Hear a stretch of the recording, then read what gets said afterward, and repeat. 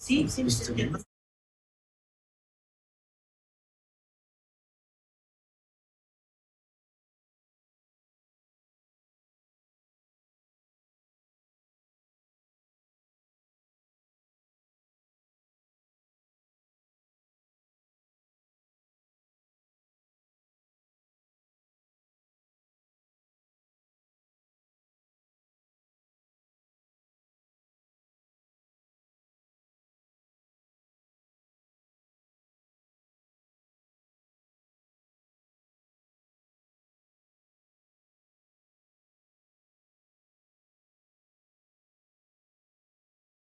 Escritor, 10 de febrero. Sergio Hernández. Artes plásticas, 24 de febrero. Tatiana Sugasagoitia. Danza, 10 de marzo. Samuel Siman. Música, 24 de marzo. Jaime Chabaud. Teatro, 7 de abril. Alejandro Square. Música, 21 de abril. Cátedra de Artes UDLAB. Primavera 2022. Dale play a la cultura.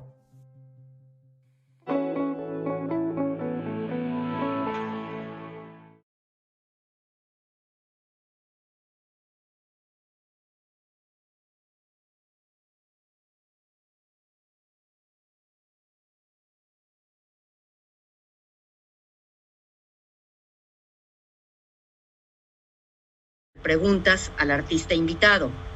En esta ocasión tenemos, digamos, alumnos de las carreras de artes plásticas, por supuesto, pero también de arquitectura, de diseño, de danza, de música, de teatro. Entonces, bueno, pues bienvenidos a todos ustedes, mis queridos alumnos. Celebraremos el día de hoy con una muy, muy interesante, muy importante presencia de un gran artista. Le voy a pasar la palabra al doctor Moisés Rosas, para que nos dé un recuento biográfico de Sergio Hernández. Pues hola, buenas tardes a todas, a todos, bienvenidas, bienvenidos. Como decía la maestra Luisa Vilar hace un momento, hoy es un día muy importante, se lo comenté al maestro Sergio hoy por mensaje, porque hoy regresaron el campus a los legítimos dueños y a la comunidad universitaria, después de haberlo tenido secuestrado durante 7 meses de la manera más injusta e ilegal. Hoy se pudo recobrar el campus y paulatinamente, sin duda, se irá recobrando la vida cultural, la vida académica, el deporte en nuestra universidad. Quisiera, a nombre de todo el equipo que ha participado en todas estas ediciones de Cátedra de Artes, agradecer a los creadores, que son 27, 28, que han estado con nosotros, la confianza que depositaron en nuestra universidad, a pesar primero de la pandemia y luego de la situación irregular en la que caímos por intervención externa. Así es que muchísimas gracias a todos, y hoy particularmente es un día muy significativo para nosotros. Hemos tenido presencia de artes plásticas con Jan Hendrix, con Betsabe Romero, con Paloma Torres, y hoy recibimos a uno de los más destacados, que él dice que no solo es pintor, creador visual, tan importante del México contemporáneo como es el maestro Sergio Hernández. Muy querido Sergio, bienvenido con nosotros, estamos muy contentos de recibirte, muy entusiasmados de escucharte y de verte. El maestro Sergio Hernández, como todos sabemos, es originario de Oaxaca, y no solo de Oaxaca, sino de una región muy interesante y muy bonita, que es alrededor de Oaxaca de León. El maestro Sergio Hernández estudió en San Carlos, en la Escuela de la Esmeralda, y también estuvo 2 años en París trabajando en grabado, pintura, escultura, etc. Yo creo que el maestro Sergio Hernández, sin duda alguna, es un claro representante de Oaxaca. Oaxaca es un espacio culturalmente, socialmente muy interesante y muy particular. Yo creo que la presencia de zonas arqueológicas tan importantes como Monte Albán, San José Mogote, Mitla, los colores fantásticos, por ejemplo, de la tumba de Huizquicazó, y las tradiciones, los mitos de las comunidades, el cuento del conejo y el coyote, los textiles, los bordados, los olores, los colores de Oaxaca, impregnan la creación artística de justamente los oaxaqueños. El otro día yo me preguntaba, ¿qué sueñan los oaxaqueños? ¿Por qué hay tantos artistas en Oaxaca? Y quisiera ilustrar lo que estoy diciendo con un ejemplo que tuvimos hace años, del cual el maestro Sergio Hernández se debe de acordar. El maestro Toledo, con Armando Colín y Víctor Acuña de la Galería Erbil, pusimos en el Instituto Nacional de Bellas Artes, en el Museo de Antropología, una exposición de la obra de Francisco Toledo. Y lo traigo a colación porque en aquel entonces el director del museo, Felipe Solís, hizo un diálogo entre las obras del maestro Toledo con piezas prehispánicas, con piezas etnográficas y con el acervo del propio museo. Y dialogaron perfectamente. Vimos esta continuidad histórica entre el mundo prehispánico, el mundo etnográfico, antropológico y la creación artística contemporánea. Y yo me atrevería a decir que justamente el maestro Sergio Hernández abreva en esas raíces de ese espacio cultural tan significativo y tan importante para nuestro país. Además, Oaxaca, en términos contemporáneos, tiene instituciones culturales muy vigorosas. Podríamos citar el Yago, que es una biblioteca de arte espléndida, que fundó el maestro Toledo, por cierto, el Centro de las Artes de San Agustín Etla, la Casa Fotográfica Álvarez Bravo, el Museo Textil de Oaxaca, el Centro Cultural Santo Domingo, que abrió sus puertas en 98, y ir a Oaxaca es sentir una parte fundamental de la cultura nacional. Reitero que es un espacio muy significativo y muy importante. Y sin duda alguna, la creación artística del maestro Sergio Hernández, como yo decía hace un momento, abreva, se nutre y representa justamente esta parte de México y de su cultura. El maestro Sergio Hernández ha hecho más de 70 exposiciones individuales y es un artista mexicano que ha expuesto en muchísimos países, en Italia, en España, en Francia, en Alemania, en Rumania, en Holanda, en Portugal, en los Estados Unidos y en diversos espacios, en América Latina y prácticamente en todo nuestro país, conservando una característica muy significativa que habla de él, de su personalidad y de su vocación social. Sergio Hernández no solo se ha circunscrito a exponer su obra en los espacios museísticos más importantes del mundo y de nuestro país, sino que él ha llevado su obra a muy diversos espacios de la vida rural, de la vida cultural, de lugares más modestos de nuestro país, donde han visto y disfrutado su obra. Por otra parte, su trabajo, por su valía, por el reconocimiento estético que ha tenido, está incorporado en los museos más importantes del mundo. Y no repetiría países porque son de los que acabo yo de citar. La obra del maestro Sergio Hernández, como todos lo sabemos, es de colores muy vivos, es muy intenso, trabaja con papel, trabaja con arena, trabaja con muy diversos materiales y refleja un mundo mágico, un mundo onírico, mágico, donde aparecen insectos y aparecen mucho de lo que tiene que ver con Oaxaca. Leía yo un artículo donde se contaba que siendo niño, cuando comienza a dibujar el maestro Sergio Hernández, escuchaba en su comunidad los grillos y escuchaba el ruido de los animales, el murmullo de los animales. Y esto se ha plasmado sin duda alguna en su obra tan significativa, tan viva y tan importante. Por otro lado, el maestro Sergio Hernández, como lo podemos ver en pantalla, es un bibliófilo. He tenido la oportunidad de estar en alguna ocasión en su casa y es una cantidad de libros los que tiene fantástica. Es un gran lector el maestro Sergio Hernández. Por otro lado, es un gran promotor cultural, pero de sensibilidad social.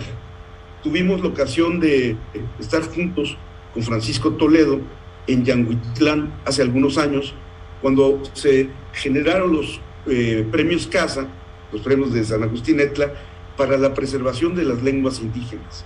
Y ahí estuvimos juntos porque el maestro Sergio Hernández fue de los patrocinadores y de quien apoyó justamente la preservación, en este caso, del mixteco, pero lo ha hecho con más lenguas. Y al mismo tiempo ha sido un defensor de la ecología de su estado y actualmente apoya proyectos de danza contemporánea. De tal forma que el maestro Sergio Hernández es, además de todo, como decía yo hace un momento, un gran promotor cultural, pero con vocación social, que es lo más importante. Así pues, es un trayecto muy interesante, un hombre, un artista reconocido mundialmente, uno de los artistas plásticos más importantes del México contemporáneo, sin duda alguna, y que ha conservado esta emoción social y esta vinculación con Oaxaca. Porque a pesar de haber estado en muchos países del mundo, el maestro Sergio Hernández sigue trabajando, y me consta, de una manera ardua y tenaz por la cultura y el desarrollo de Oaxaca. Es para nosotros un honor tenerlo, querido maestro, hoy acá, y le damos la más cordial bienvenida. Le agradecemos mucho que haya aceptado la invitación. Adelante, por favor. Muchas gracias, doctor Moisés Rosas Silva. Agradecer a la Universidad de las Américas Puebla esta invitación. Bueno, el tema que voy a desarrollar es el tema de la pintura en Oaxaca. Pero antes quisiera hablar de dónde vengo. Como el doctor lo menciona, yo soy un emigrante de la ciudad, del pueblo de Oaxaca, de Oaxaca de León. Yo emigré muy chico a la Ciudad de México y deambulé por la ciudad de mi infancia y estuve en la suerte de un día yendo por la calle con mi padre, encontrar un establecimiento donde se encontraba un taller de talla de madera del maestro Abraham Jiménez López. Yo llegué allí porque mi padre iba a una cantina allí, se metió a la cantina, me dejó, nunca volvió, pero yo entré al taller de Abraham Jiménez López, que le pedí quedarme en ese taller, que me interesaba mucho el oficio de talla de madera, y era un señor ya grande, debió haber tenido unos 80 años o sea. Sí, cuando yo lo conocí, lo había becado Venustiano Carranza. Había puesto las puertas de Chapingo dibujadas por Diego Rivera y en bajorrelieves, y se dedicó a hacer bajorrelieves de todos los presidentes que pasaron por México hasta su muerte. Él vivió 102 años aproximadamente. En su taller, en el mercado Abelardo Rodríguez, estaba la señora vendiendo frutas que le había vendido el terreno a Francisco Goitia. Entonces yo muy pronto empecé a enterarme de lo que era la pintura, pues yo no sabía que se vivía de la pintura y mucho menos que había una escuela para pintar. Me hice muy amigo del maestro Abraham Jiménez López, quien me contó sus aventuras y el conocimiento de niño con Frida Kahlo. Él era una de las personas que más estuvo en el movimiento del muralismo en esa época y desde luego que me invitó a ver los murales de Chapingo, las puertas de Chapingo, me presentó a algunos maestros de la Academia de San Carlos. Yo tenía 11 años por esas épocas y ingresé como oyente a la academia con los maestros Luis Michizagua, quien al verme a los 11 años yo no podía ver la modelo desnuda. Entonces me pidió que me fuera a mi casa a dibujar y que regresara yo 3 años después. Obviamente no le hice caso, me fui a otro salón y en el siguiente salón encontré al maestro Herrera Cartaya, que también no me pudo aceptar, pero encontré al taller del maestro Gilberto Aceves Navarro, quien me aceptó y estuve estudiando 4 años con él, algunos años. Vivía en la Academia de San Carlos, yo vivía en la calle y en el museo actual, que es el de José Luis Cuevas, había un baldío donde vendían revistas, periódicos y telas viejas, y ese era mi lugar de mediodía, ir a leer allí. Bueno, yo crecí y viví alrededor de la Academia de San Carlos, mercado Abelardo Rodríguez, comía a veces en el comedor de ciegos que estaba enfrente del taller del maestro Abraham López Jiménez, y pronto me dediqué a dibujar y este fue el inicio de lo que hoy soy. Eso es con respecto a de dónde vengo y qué hice en México. Posteriormente viajé y concursé en varios concursos. Yo no tenía dinero, entonces descubrí una manera maravillosa de ganar dinero. Es vender mis dibujos. Entraba yo a las oficinas, trataba de vender mis dibujos Y luego descubrí los concursos de premios nacional, el premio internacional Casa Domecq, el premios y premios. Entonces descubrí que podía ganar dinero haciendo cuadros para concursos. Lo hice, gané 6 premios y otros 3 o 4 enviados a nombre de algunos amigos. Y bueno, con ese dinero me fui de México. Pero esa es una breve semblanza de lo que mi vida ha sido en este campo creativo de la pintura. En París conocí a Toledo, llegué a conocer a Tamayo, conocí a Octavio Paz, conocí a Monsiváis, conocí a Rossi, conocí al maestro León Portilla. Y bueno, yo en Oaxaca, en los años 70, daba clases a niños porque no tenía dinero, me pagaban 100 pesos la hora, pero estos niños que yo les daba clase eran mis compañeros y me inspiraba en ellos. Con los años conocí a un galerista, Valdemar Sutaski, que tenía una librería en la Ciudad de México, en la Zona Rosa. Este maestro, este coleccionista judío, polaco, que había estado en la Segunda Guerra Mundial, conocía a los más ricos del mundo y me presentó con ellos. Y entonces me encargaban cuadros para las oficinas de toda América Latina del Banco de Boston, pero ya los querían de urgencia. Entonces mis alumnos, niños, en ese entonces yo vivía en Tepito, dibujaban 100 cuadros con un clavo y hacían casitas. Esas casitas yo las modificaba y desde luego pues me pagaban un dinero y que sobreviví. Viví en una azotea en la Ciudad de México, en un cuarto chiquito, y ahí es donde hice mi vida, mi mundo y mis sueños fueron realizados en esa azotea.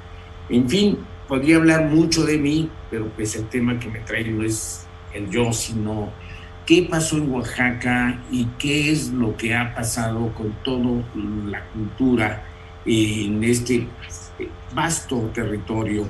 Vino a Oaxaca, Tehuantepec y a la ciudad de Oaxaca varias veces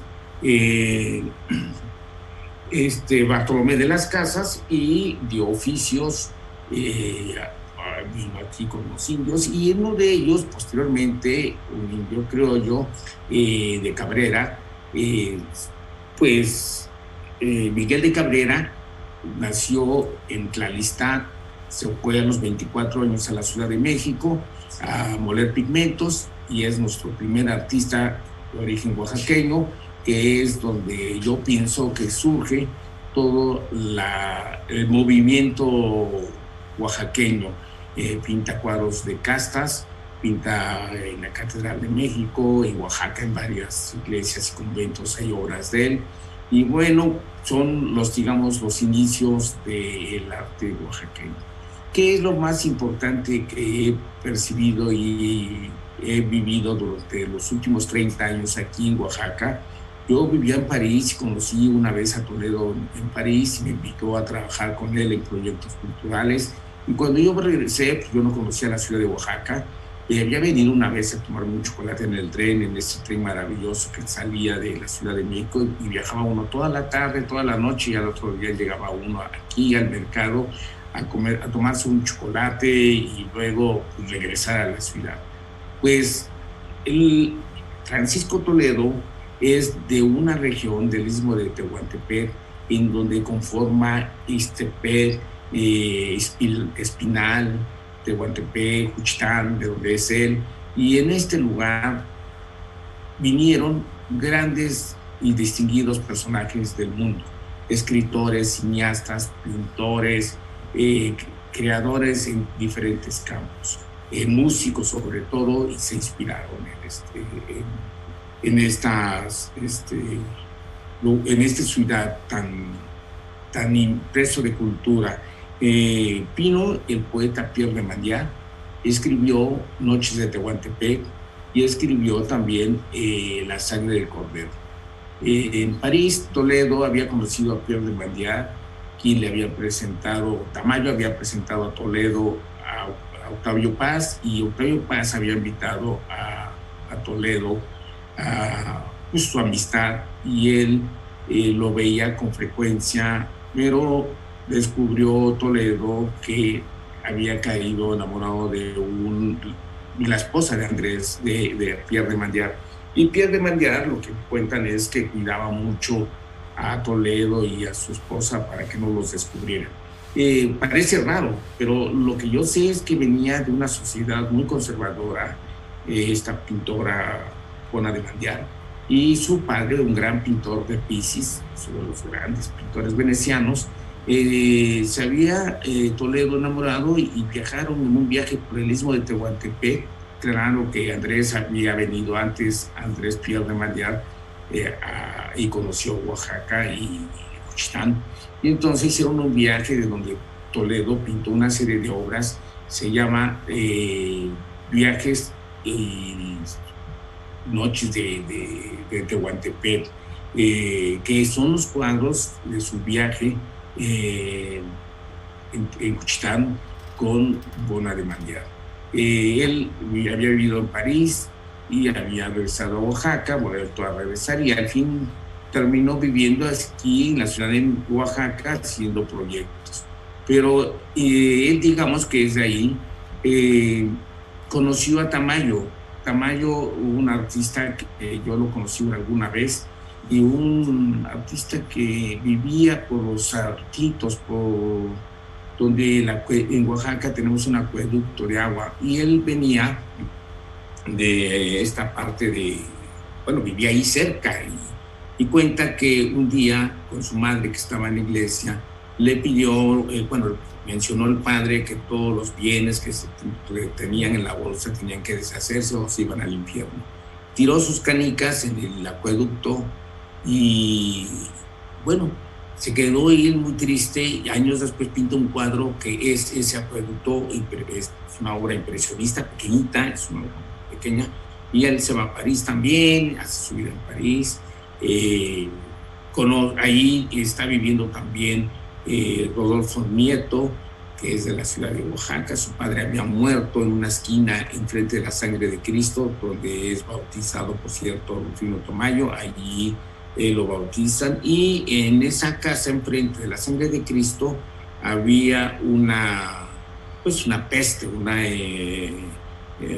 viruela, y se contagia a su padre y muere, y él se va a México y se va a París y pinta todas estas obras que hablaremos posteriormente en el tema del campo de la creatividad de cada obra.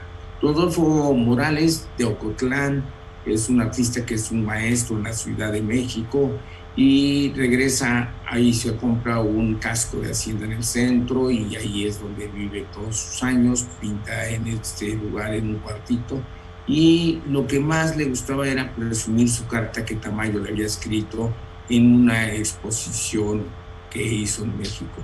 Yo al maestro Morales lo conocí muy joven, a él no, a su obra, que había en una galería siempre expuestos cuadros muy pequeñitos, y pasaba y los veía y me parecía impresionante su poesía pictórica, todas sus mujeres volando, flotando con flores. Él lo conocí y le gustaba mucho invitarnos a tomar mezcales, a probar 30 mezcales y ir a Los Gallos y sentarnos a platicar. Era un maestro muy alegre, y pues es otro de los oaxaqueños. Francisco Gutiérrez es un artista joven, contemporáneo a Tamayo, muy joven, sí, viaja mucho y pinta muchos cuadros pequeños, todos ellos con colores muy de la luz de Oaxaca, de los pigmentos de las paredes de la ciudad de Oaxaca, los cielos azules. Y Oaxaca fue inspirador no solamente para pintores, son 5 artistas: Francisco Gutiérrez, Francisco Toledo, Rodolfo Morales y Rufino Tamayo. Entonces he hablado de ellos en un momento que quiero hablar ahora de los artistas que vinieron y fotógrafos a inspirarse desde a Oaxaca. Cartier-Bresson viene a Juchitán y toma una fotografía de la mamá de Andrés Senestrosa, quien acuña el término escuela oaxaqueña. Bueno, él viene a Oaxaca, viene un cineasta, Serge, que vive en México, que hace unas escenas de la destrucción del temblor de Oaxaca y unas escenas de Tehuantepec. Le impresiona mucho a este cineasta ruso, Medalla Lenin, y pues hace parte del cine. Y bueno, hay varios cineastas, ¿no? Enrique, director Echeverría, Nicolás Echeverría, hace María Sabina, El Mundo Mágico, en las tertulias de brujos y curanderos que tiene Oaxaca. Oaxaca está lleno de curanderos y curan desde huesos hasta menos una sola cosa no pueden curar. La inteligencia y la brillantez que deberían de tener ciertas políticas culturales. Ahí están reprobados los brujos. Pero bueno, pasando de eso, este viaje de Serge Eisenstein, haciendo el libro, 1931, esta película que viaja no solamente a Oaxaca, sino a Mérida, y en fin. Está Graciela Iturbide, que hace una serie de fotografías en Juchitán, está Mariana Algarponsky, Flor Garduño, está de los fotógrafos, está Hugo Bremer, ¿no? Edward Weston, en fin, hay una gran cantidad de fotógrafos que toman la imagen de lo que es este mundo cultural, de biodiversidad, de lenguas, de trajes, de comidas, de esta parte. Diego Rivera y todos los pintores, bueno, el obrero asesinado, nos contaba don Manuel Álvarez Bravo, que él oyó una explosión en Juchitán y pensó que había una fiesta, corrió y encontró al obrero en huelga, asesinado en 1934, quien trae un cinturón de la Mixteca. Yo se lo contaba y me dijo que por qué pensaba que era mixteco, pero el cinturón que trae es mixteco. No lo sé si el obrero era mixteco, pero bueno, ese es el tema de Álvarez, Manuel Álvarez Bravo, Lola Álvarez Bravo. Creo que ellos toman unas fotografías. Tina Modotti, claro, Tina Modotti es una de las grandes fotógrafas que vivió en México y fotografió, actriz, novia de modelo de Weston, novia que su novio fue asesinado, el cubano, en la Ciudad de México, y se desató una terrible cacería queriendo la culpa. Bueno, en fotografía hay mucha fotografía en el respecto de la arquitectura. La arquitectura fue inspiradora para grandes arquitectos extranjeros. Ramón Torres, entre el 57 y 70 y tantos, fue el director de la Facultad de Arquitectura de la Universidad, y entre el 65 y el 72 fue el director de la facultad, y traía arquitectos a Oaxaca, entre ellos a Kenzo Tange. Kenzo Tange, un gran arquitecto urbanista japonés, conoce y viene y come en el mercado 20 de noviembre unos chapulines, y en el cuaderno del restaurante La Abuelita pone su nombre, Kenzo en Oaxaca. Este gran influyente de la arquitectura mundial y japonesa, que es un inspirador que inspiró Monte Albán, y su arquitectura, algunas se ve reflejado. Él hace el hotel en Tokio, en el temblor terrible de Tokio. Todo Tokio es destruido, menos su hotel imperial de 1900. Es de Frank White Loy, el hotel imperial de Tokio, que hizo este arquitecto. Este hotel fue demolido, pero no cayó con el temblor. Él vino a México, Frank White Loy, y se inspiró en todo el tema maya, el tema oaxaqueño, sus grecas de Mitla, y bueno, ahí es en el Museo de Meiji de Mura, en Aichi, está lo que se demolió, lo llevaron allí y quedó una parte de que es una belleza, de proporciones, en altura, en formas influenciadas por imágenes de las grecas de Mitla. Está otro arquitecto, que este arquitecto Ron Sunto, se inspiró en la plataforma de Monte Albán para la ópera de Cisne. Él tuvo problemas con el gobierno y se fue, nunca volvió, pero su proyecto, la ópera de Cisne, se terminó. Son unas escalinatas y la plataforma, él se inspira en la plataforma de Monte Albán. Esta obra de 1973 tardó varios años en construirse y es muy alta, los salones muy grandes, pero es la gran obra de este arquitecto, inspirado también en Oaxaca. El arquitecto extraordinario, don Luis Barragán, también es un arquitecto que en su casa Barragán, si suben a la terraza, atrapa el cielo de Oaxaca desde la plataforma de Monte Albán. Les contaré una anécdota. Yo con Toledo fuimos en un momento que todavía había posibilidades de un diálogo con gente brillante de la cultura. Rafael Tobar y Tere Franco nos nombró los conservadores y cuidadores del patrimonio de Monte Albán. Entonces nos dio una estafeta para poder subir y cuidar. Yo subí todas las noches a cuidar Monte Albán. Y subí con Ansel Kiefer, pintor alemán, un gran pintor inspirado, que hizo una serie de obras que se llama Traigo las Indias en las manos.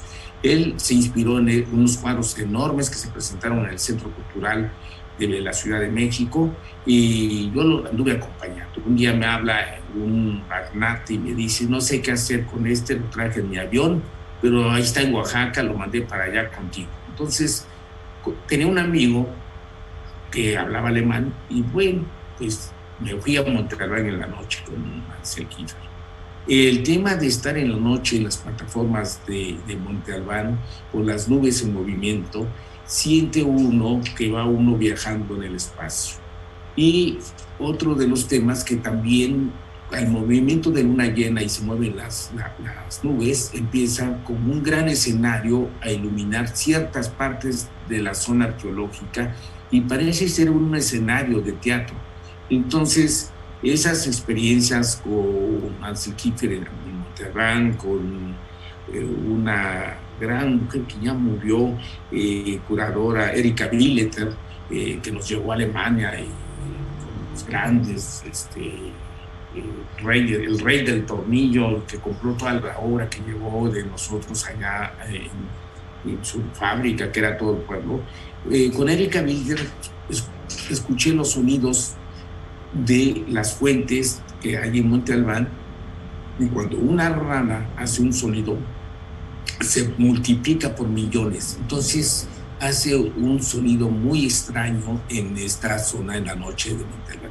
Seguramente estos arquitectos percibieron, como el arquitecto Pedro Ramírez Vázquez, en estas grecas alrededor del Museo Nacional de Antropología, y ese patio del centro donde tiene agua, creo que es una de las arquitecturas más logradas mexicanas, junto con la Casa Barragán.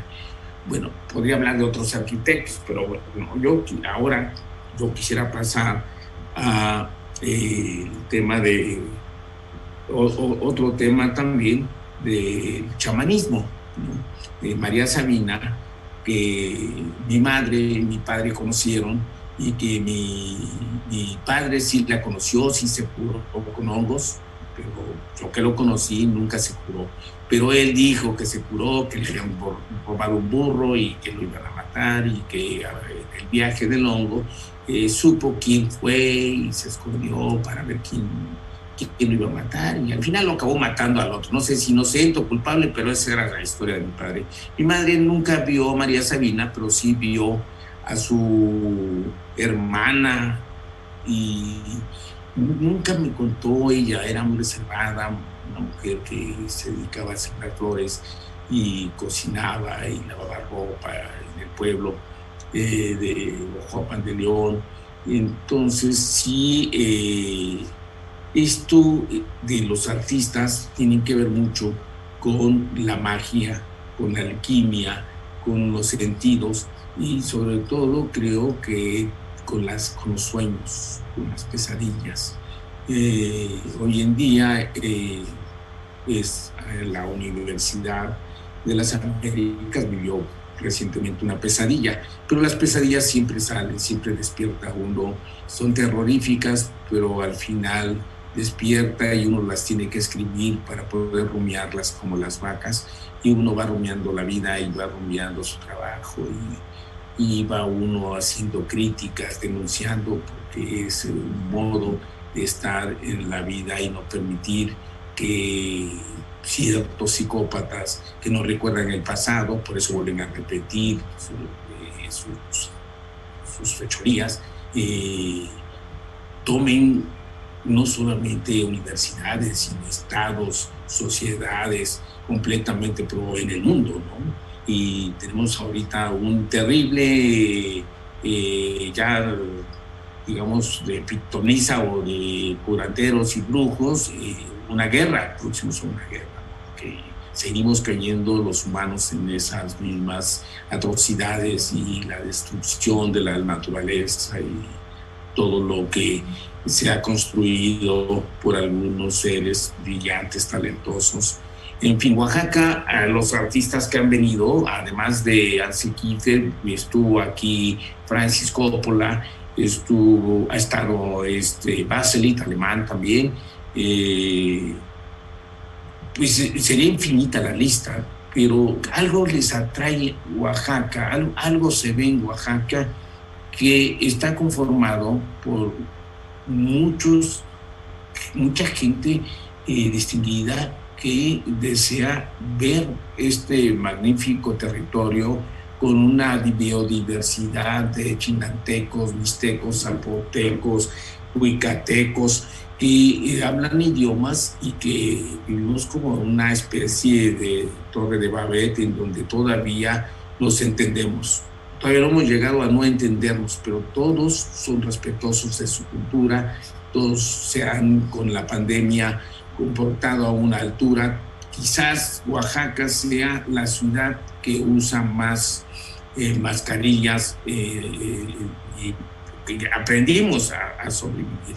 En estas poblaciones han llevado lo más difícil de la pandemia, pero seguimos vivos aquí. En cuanto a la danza, Tamayo conoció, cuando estuvo en Nueva York, él conoció a Martha Graham y preguntó qué había de danza en Oaxaca. Bueno, pues la respuesta fue que en el 500 antes de Cristo y 800 después de Cristo en Monte Albán había plazas de danza. Pero desde el Porfiriato, desde Porfirio Díaz hasta hoy, el gobierno de hoy, no hay una plaza de danza en Oaxaca. Los bailarines se la pasan mendigando una sala para poder bailar. A una que han tenido la Guelaguetza, que hablemos de las danzas de la costa afroamericana, en la parte de Guerrero y Oaxaca, en el istmo de Tehuantepec, sus sandungas, sus danzas,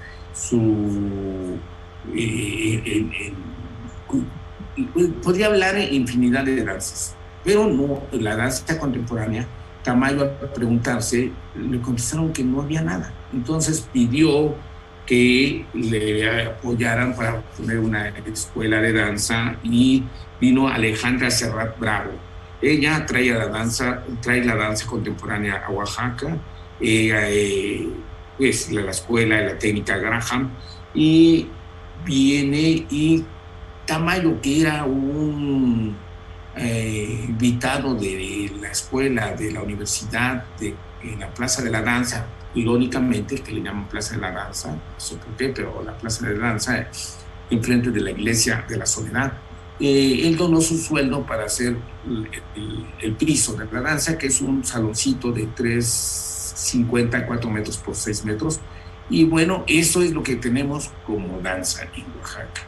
No tenemos danza en Oaxaca, pero sí tenemos bailarines que nos representan en Londres. Tenemos una bailarina en Oaxaca de danza contemporánea que ha invitado a los grandes bailarines. No solamente ella estudió, Rosario Ordóñez estudió la escuela Martha Graham en Nueva York varios años, viene y hace un taller. Nosotros dentro de los proyectos hemos apoyado el primer salón de danza, ya que Tamayo hizo ese chiquito, nosotros hicimos uno del doble de tamaño. Y entonces ha habido unas representaciones y un éxito extraordinario en la danza.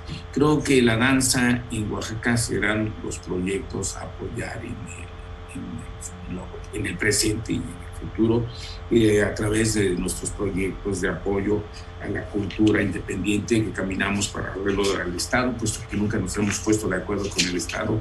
Toledo jamás luchó, siempre luchó y jamás pudimos tener una buena relación con el Estado. Siempre fue como una pelea de sombra muy agotadora, pero con sus propios recursos Toledo hizo varios museos, como lo acaba de mencionar el doctor.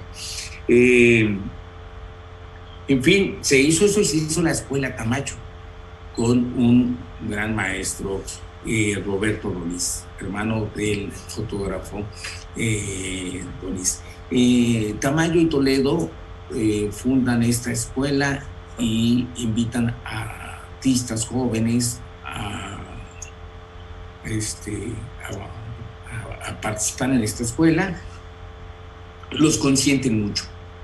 Yo quise entrar en esa escuela y no fui aceptado porque no reunía los requisitos de talento y tuve que irme a México. Desde luego yo estaba en México, pero quise venir a vivir a Oaxaca una vez, lo intenté, y el gran Roberto Doniz, mala recomendación de mi maestro Gilberto, porque se pelearon a muerte.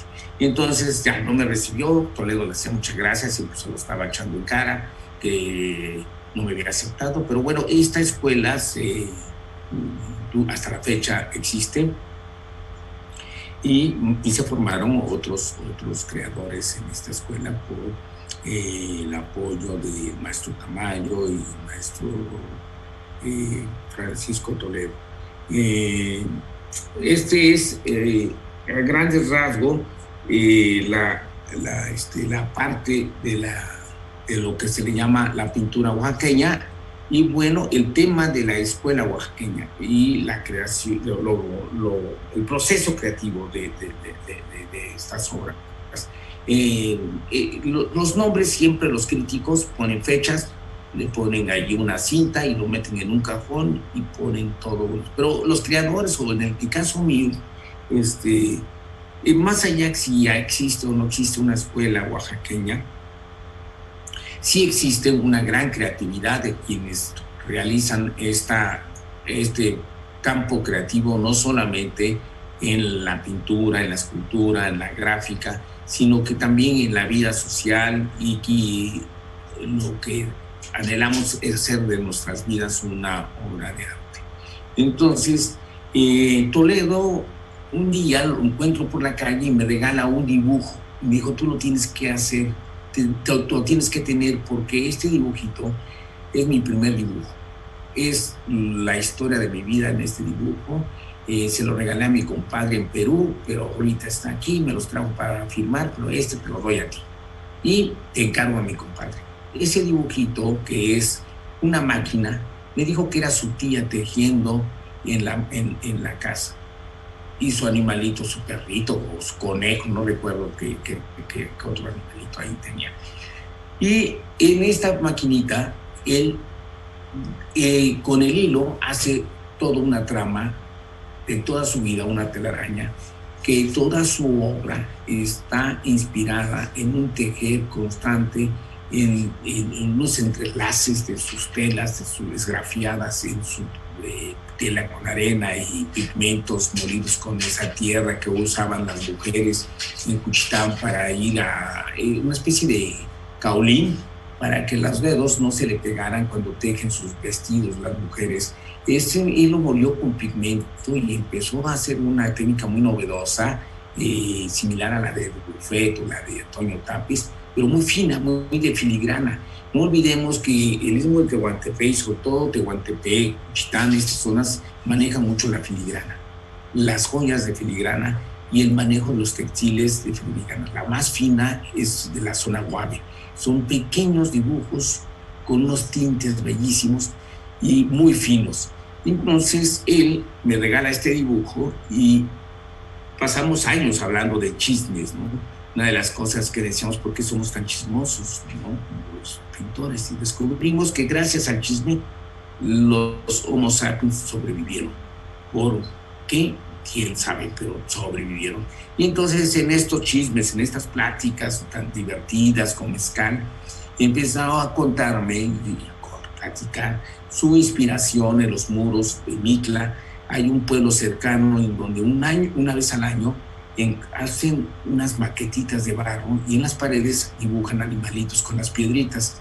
De ahí vienen los cuadros de las vacas, que es una vaca retorcida, que es una vaca acostada, que es una vaca durmiendo, varada, pero vienen de imágenes inmediatas caminando por la calle, muy ligeras. Eso me recuerda una conversación con Ansel Kiefer en la mesa, y le pregunté en qué se inspiraba y qué lo movía para hacer una de sus grandes obras.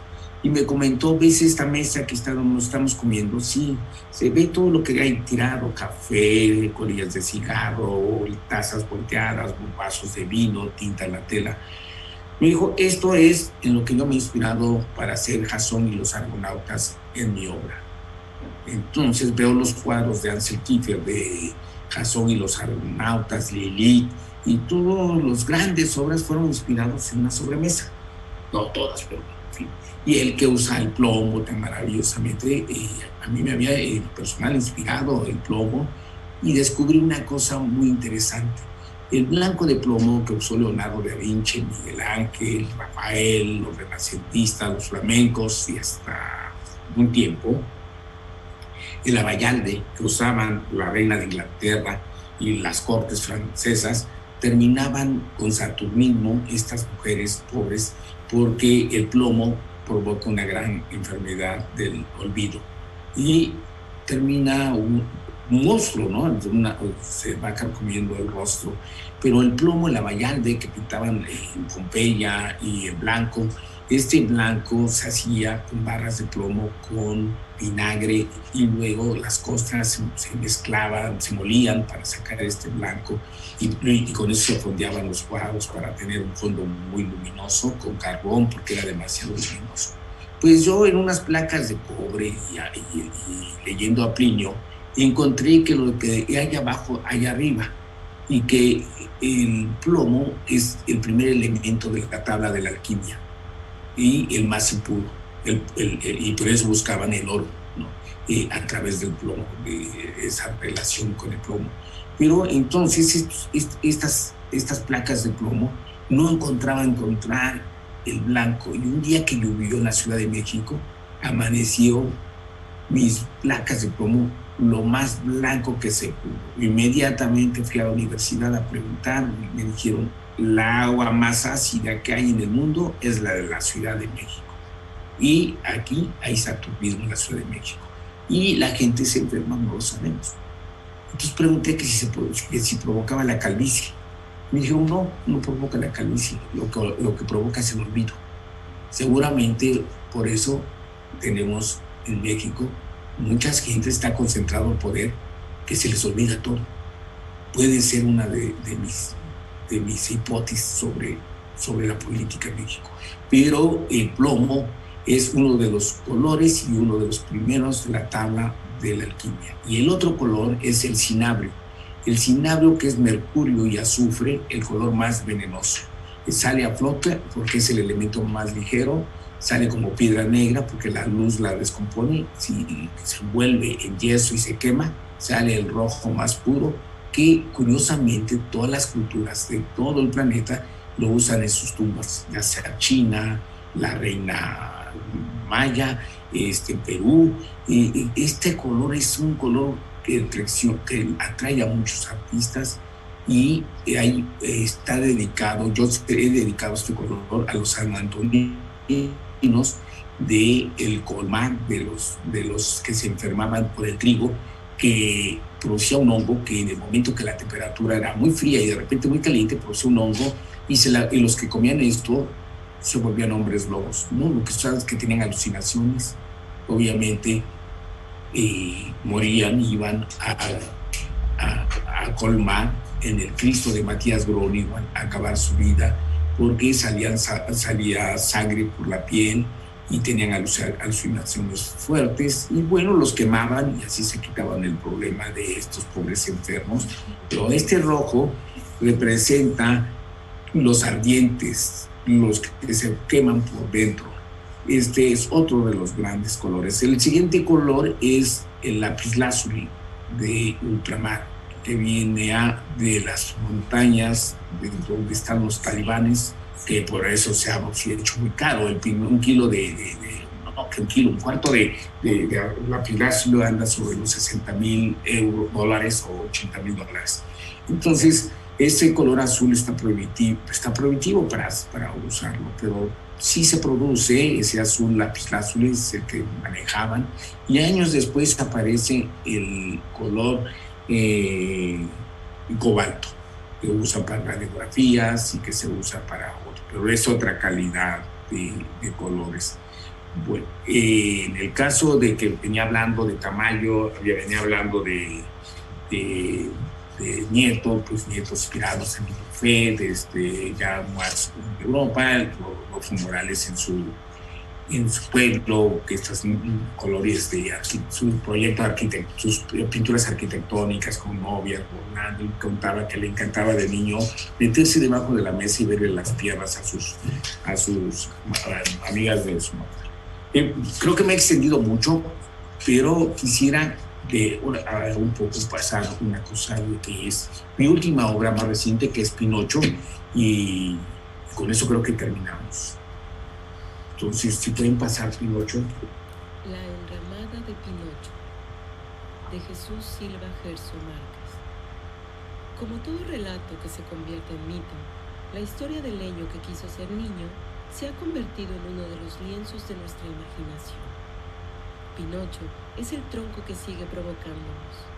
A pesar del tallado del carpintero, la rama se aferra a su condición natural. Mintiendo, el provocador nos planta una verdad más profunda. Sergio Hernández regresa al muñeco en estos grabados que intuyen su decrepitud y su soledad. Es un muñeco desatornillado que es más osamenta que juguete. Un anciano que se contempla horrorizado en el espejo turbio del pasado. Un huérfano de pies quemados. Un aventurero que escapa de la panza de un ajolote. Un asno, un borracho, un truán que se deleita en su farsa. Un títere apolillado y moribundo. El artesano le da brazos y cabeza al madero. Pule la superficie con paciencia. Esculpe los dedos y la boca, pero no logra domar su naturaleza. Pinocho es un tablón indomable. Antes de que el cincel y el serrucho perfilaran el tronco para darle forma humana, ese espíritu indómito ya fastidiaba con sus gritos.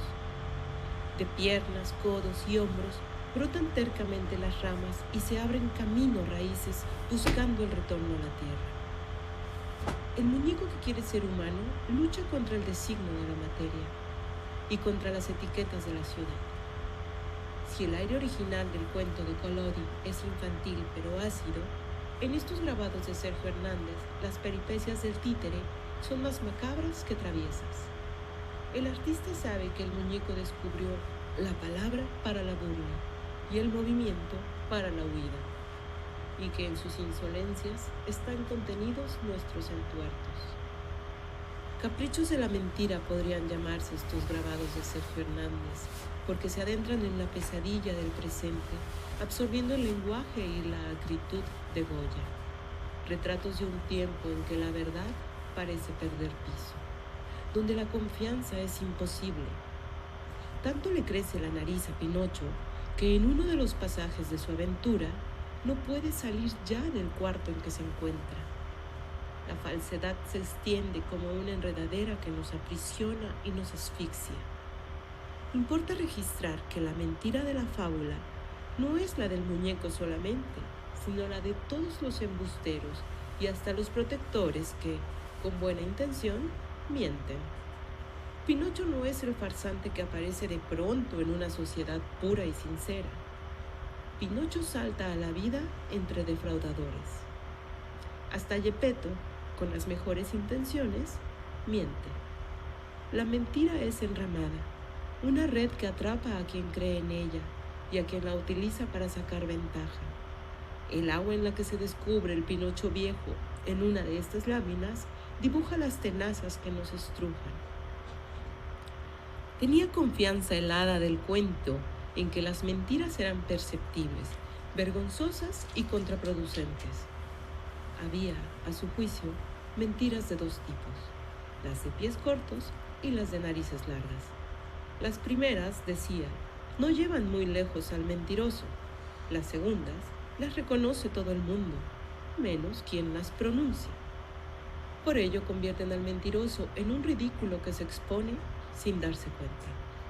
Algo hay de envidiable en la confianza del hada. La mentira era deshonrosa porque existía aprecio por la verdad, porque había seguridad en que sería descubierta tarde o temprano, porque se advertía en cada quien un instinto que repudia a quien engaña. Hoy lo que reina es la indiferencia a la verdad. El Pinocho de la posverdad es de nariz corta y pierna larga. La mentira es el paisaje. Pero en estos aguafuertes de Sergio Hernández, más que la nariz que crece, es la mentira de Pinocho lo que el artista resalta. Ojos enormes, desorbitados que muestran asombro y a la vez pánico. Nadie más sorprendido con su vida que Pinocho. Nadie tan horrorizado con lo que observa del mundo y lo que descubre de sí mismo que el propio títere en busca de alma. Un abismo en los ojos. Sí, yo lo que quiero es agradecer a Magda Ruiz, quien hizo este audio, y a Jesús Silva Gerson Márquez, quien es el texto de Pinocho, inspirado en Roger Bartra, de sus libros, El ajolote. Pinocho es atrapado por el ajolote y podría hablar más, pero creo que el tiempo se cortó. Les quiero agradecer mucho su atención. Si quieren hacer una pregunta, con mucho gusto, y estoy a sus órdenes. Maestro, bueno, pues muchísimas gracias. Es de verdad un gran honor contar con su presencia esta tarde. Me presento, mi nombre es Perla Fernández, soy directora académica del Departamento de Artes. Pues bueno, muchísimas gracias por acompañarnos en esta cuarta temporada de Cátedra de Artes y pues especialmente en este día de festejo en el que todos nos encontramos muy felices. Pues es un gran placer cerrarlo festejando con usted. A nombre del Departamento de Artes, de la Escuela de Artes y Humanidades y la Universidad de las Américas Puebla, externamos nuestro más sincero agradecimiento, y sin duda estas experiencias y el poder compartir con artistas como usted cambian y marcan la vida de nuestros estudiantes y son una gran experiencia. A continuación, lo que procede y como lo marca el programa, tendremos una breve sesión de preguntas y respuestas con nuestros estudiantes. Y para abrir esta sesión tenemos la presencia de la maestra Nuria Montiel, profesora del Departamento de Artes Plásticas, para abrir esta sesión. Adelante, Nuria.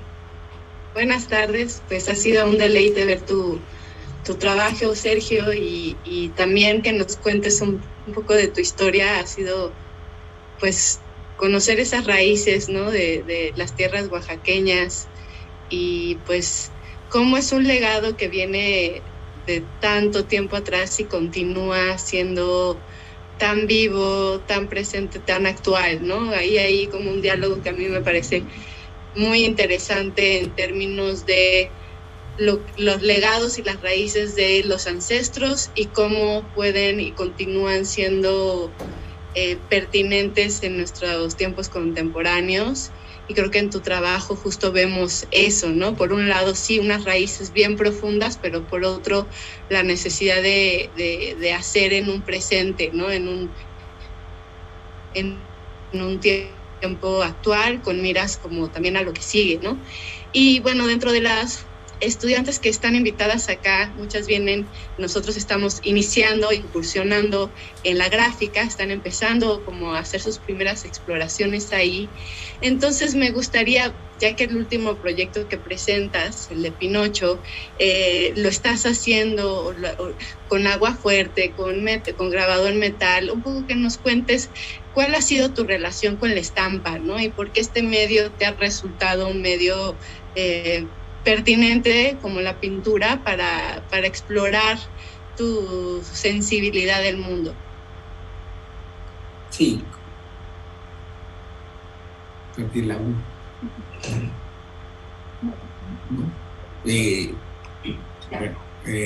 Muchas gracias. Bueno, la gráfica es una de las tradiciones más viejas de México desde Posada, y siempre he estado en contacto con la gráfica. En este caso son una serie de obras inspiradas en Goya, y es la historia del ajolote y Pinocho. En cuanto a las técnicas, es punta seca, agua fuerte, azúcar. Yo lo que hago es en la placa hacer un pequeño dibujo en fuerte y luego incidir con la punta seca, afirmar con la punta seca y lograr grises a base de toda la punta seca. Creo que hay un buril por ahí. Es una técnica muy compleja la buril, se necesita mucho oficio, pero he incursionado en la gráfica ya hace varios años y ahora estoy haciéndolo porque hay un tema que estoy viviendo actualmente y pues todos estamos viendo una cosa terrible, ¿no? En México, que es las pandemias, ¿no? Y Goya estaba aterrado por la guerra y estaba este tema de fuertes, sus puntas secas, sus negros.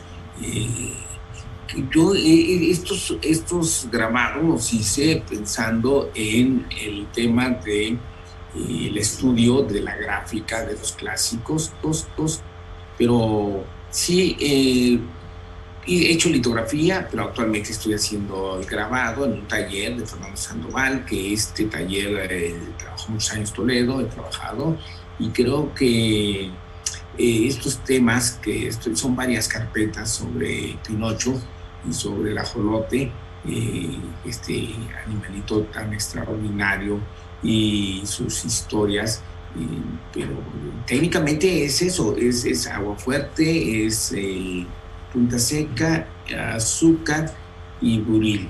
Es lo que trabajo en las placas. Y un poco como para ahondar, el medio, estás haciendo tirajes, ¿cómo funciona?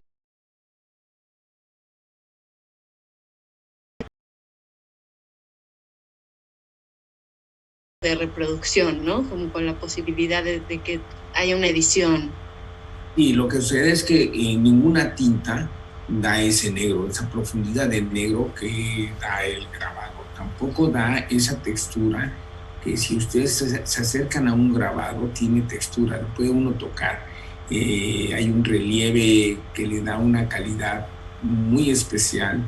Y en cuanto a los tirajes, son tirajes pequeños, de 50, de 20, de 10, dependiendo cómo uno va manejando sus tirajes, porque es curioso, pero el grabado tiene poca difusión y es un gran arte y es una delicia. Bueno, los grabados de Rembrandt, los grabados de Goya, los grandes artistas que han hecho gráficas, siempre las de Toledo, quizás los últimos 20 años trabajó gráfica, dejó de pintar y se dedicó a hacer gráfica.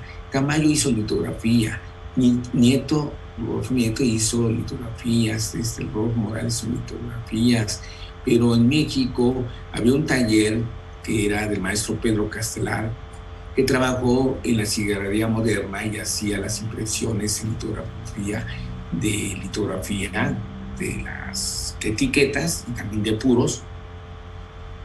Y este viejo artesano pasó a la Ciudadela, en donde llega a Toledo de muy joven a aprender grabado con el maestro Pedro Castelar. Yo tuve la suerte de estudiar con él en la Escuela Nacional de Pintura de la Esmeralda y nos enseñaban los grabados que se hacían entre los artistas, entre los Toledo. Ahí es donde me di cuenta por primera vez que había un paisano que estaba haciendo gráfica. Y después en París, que me invita a Toledo a trabajar en el taller de Peter Brands, Claude Brands, donde me grababa los grandes artistas. En el club estaba Picasso, estaba Chagall, y cuando llega el danés Peter Brands, sacaba en la noche las piedras para llevárselas a Mata, a Gironella, a los pintores latinoamericanos, porque no podían tener acceso a esos talleres, eran muy caros y eran muy prestigiados. Y después ya se volvió un taller normal y yo llegué a acudir en ese taller porque la tradición del grabado es la tradición de los panaderos.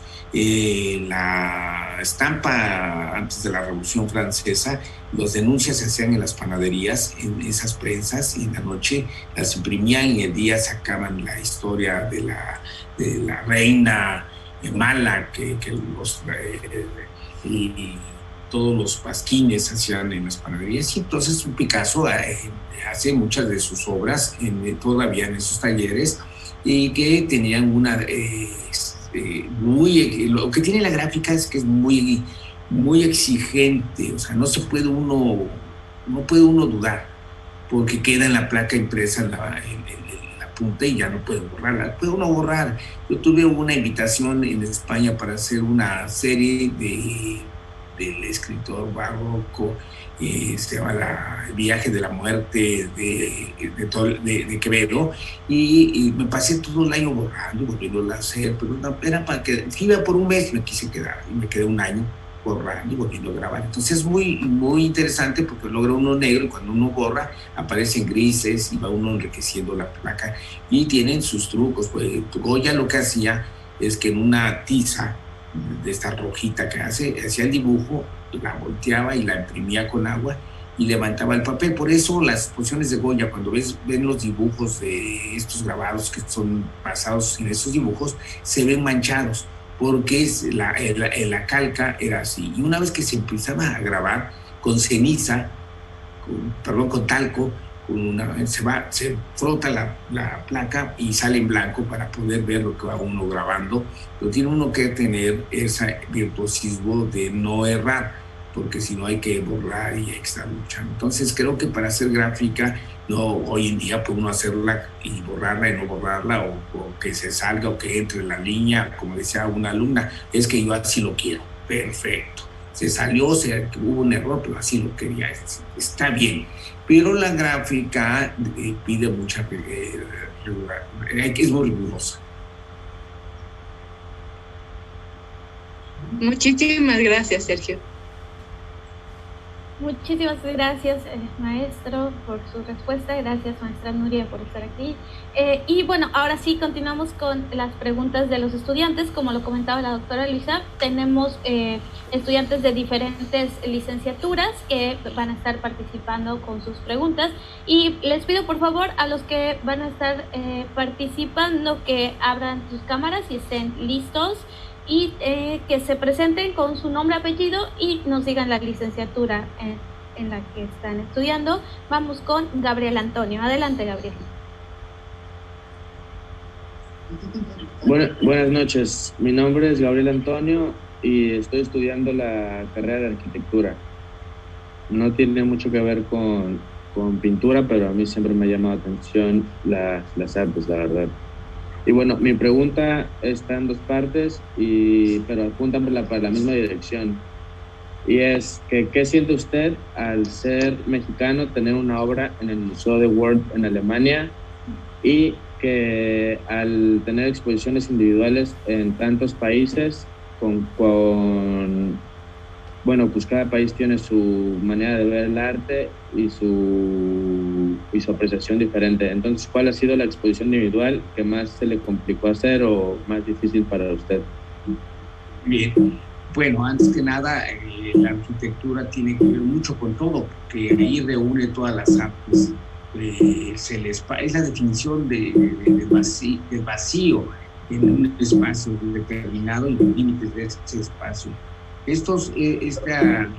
que colgar cuadros, hay que escuchar música, hay que bailar, entonces creo que de todas las artes la arquitectura es la más poderosa, ya que define el comportamiento y la vida de un ser humano dentro de un espacio que es su centro de gravitación, es donde va a vivir y donde va a sentirse en el confort. La verdad es que la vida tiene sus caminos y desde luego yo nunca pensé que iba yo a vivir del oficio de la pintura y mucho menos de tener exposiciones y menos tener en museos un cuadro.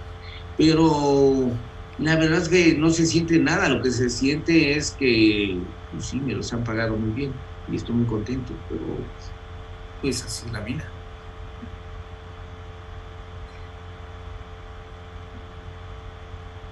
Bueno, y la otra pregunta es que ¿cuál es la exposición individual que se le ha complicado más? O sea, ¿en qué país más bien?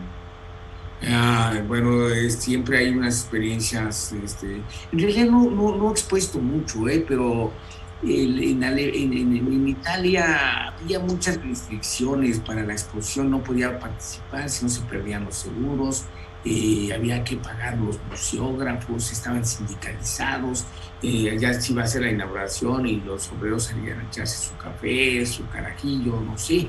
Siempre la relación con los museógrafos, con los obreros, hay que estar como con pincitas y también sobre todo en mi caso ahí fue con la curadora que no dejaba que yo tocara mis cuadros, entonces yo decía no se preocupe, y me decía no, si usted lo toca ya se pierde el seguro, pues yo decía no importa, aunque no haya seguro, aunque se pierda, pero fueron cosas.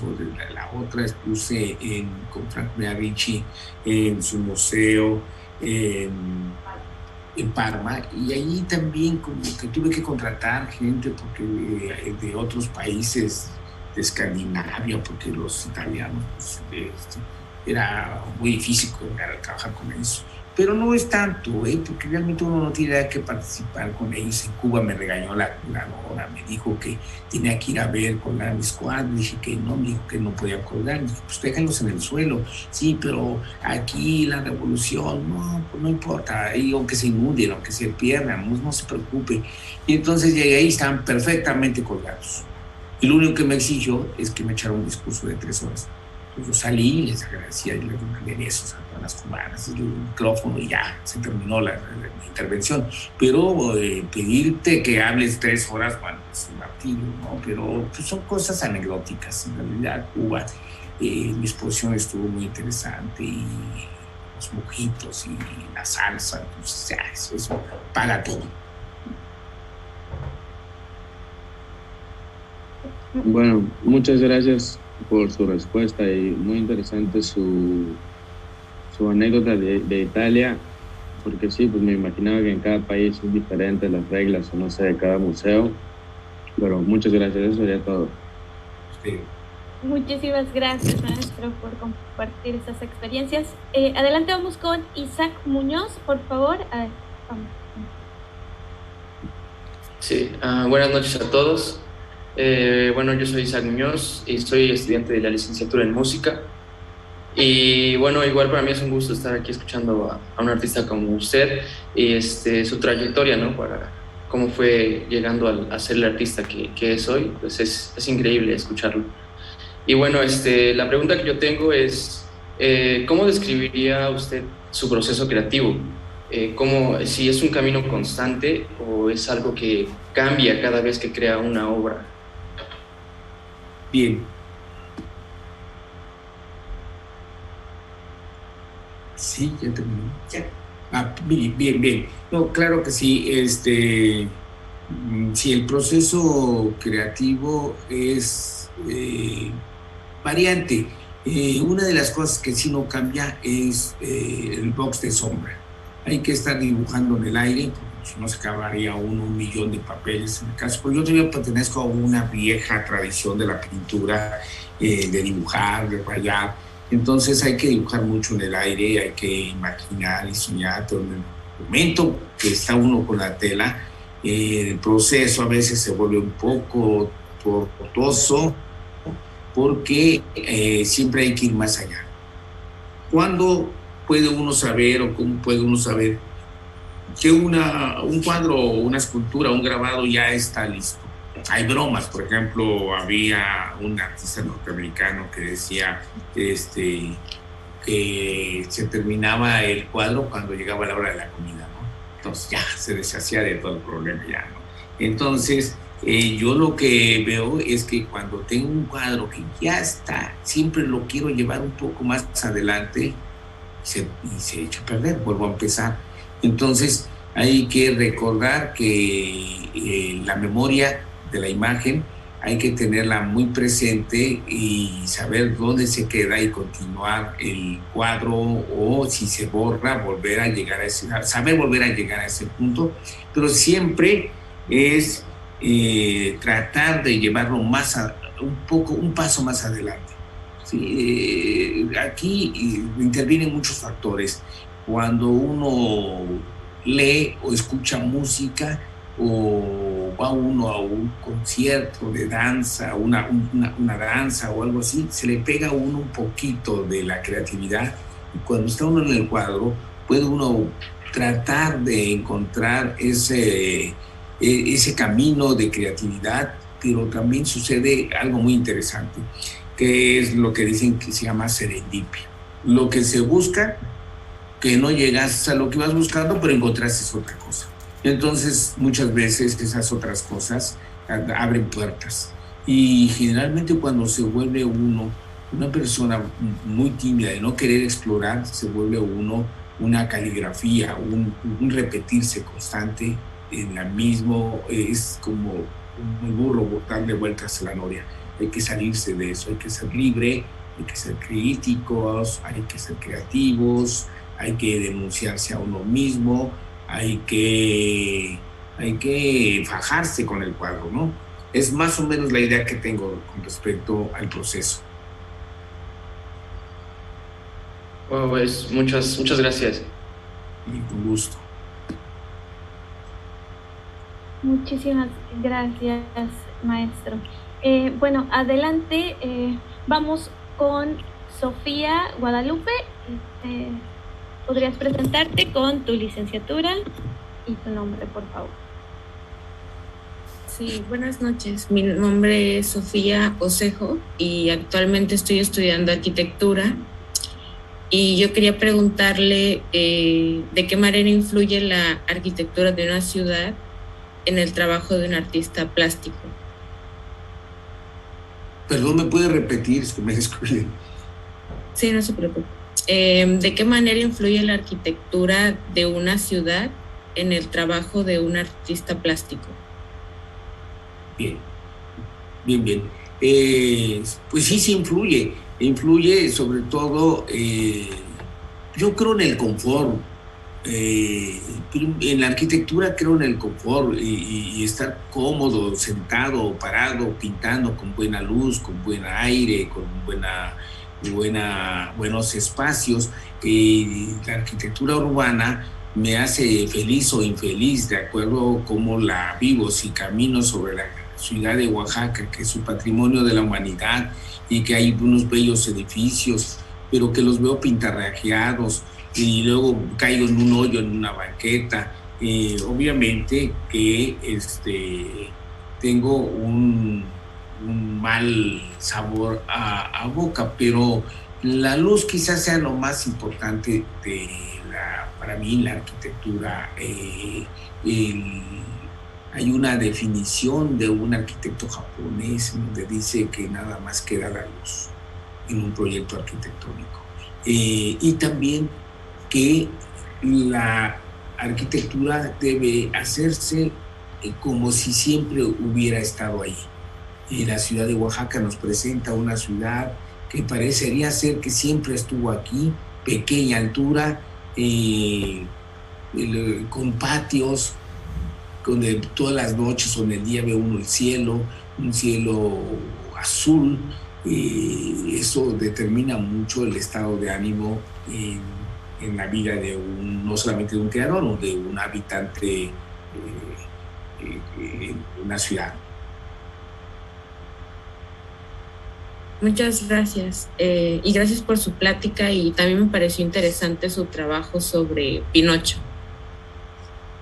Gracias.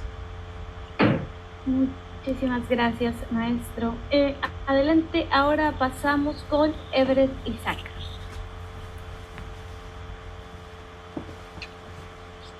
Hola, buenas. Yo soy Everest Isaac, estudio artes plásticas. Y mi pregunta es, bueno, independientemente de que ya la contestó a medias ahorita, profundizar un poco más en qué está haciendo usted por el arte oaxaqueño, por su estado principalmente, independiente, artes plásticas, no quiero referenciar, ¿no? ¿Qué está usted promoviendo en Oaxaca por las artes plásticas? Bien. Sí, por las artes plásticas estoy tratando de pintar mejor, tratando de hacer mejores grabados, estoy tratando de ser un poco más creativo, más libre, vuelvo a decir, porque por el arte y la creatividad se tiene que tener ciertas condiciones de libertad para crear y estar pintando con disciplina, con compasión, con todo, con el gozo de ser. Yo creo que lo mejor que podemos hacer por la pintura es gozarla, ser libres, pues denunciar nuestro propio trabajo, o sea, cuestionarlo, procesarlo, redibujarlo, en fin. Pero también nosotros hacemos proyectos de pintura para los niños, de danza sobre todo. Quizás de todas las artes, la primera arte que fue el movimiento, la danza, los primeros Homo sapiens o cromañones tuvieron en el hielo que bailar, porque si no se congelaban. Entonces salían a cazar y entonces la danza parece como un ritual para la caza, pero sobre todo para tener condición física. Las danzas tienen que ver con lo militar y su origen es eso.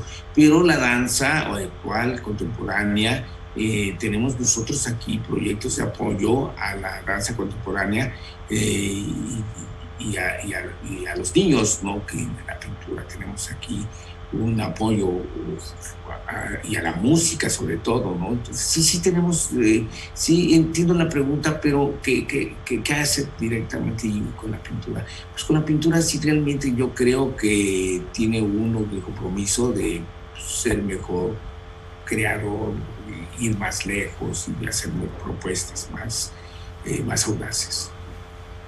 Muchas gracias, maestro.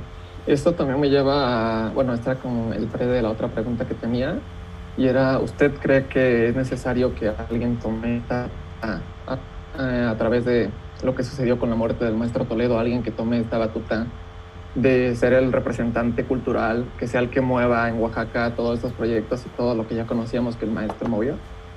Bueno, aquí hay un tema, en ningún lugar en Europa, o que yo sepa,